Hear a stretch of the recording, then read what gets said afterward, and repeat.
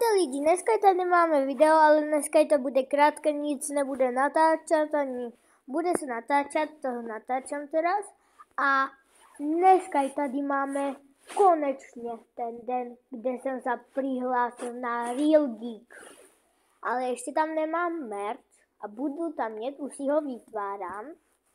No, už ho mám, ale já jsem v Slovensku, nejsou na Česku a stojí to 500 tisíc korun.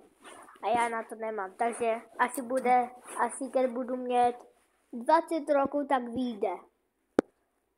Takže toto bylo také video krátké, kde už jste se mohli aj těšit a prosím, nech aspoň na nějakém videu mám aspoň 1000 lajků plus, lebo chcú to mít. Zatiaľ si tu pozrieme s kým, lebo si chcú dať do Minecraftu. A keď to tady pozerám sa, tak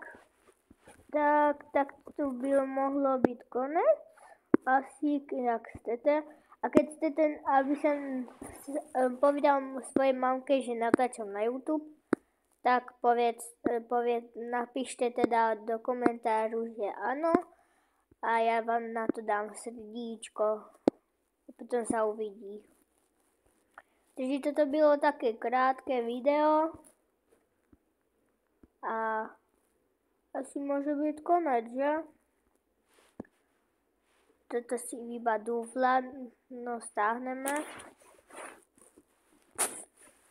Tak, open scene mám tam, dobre.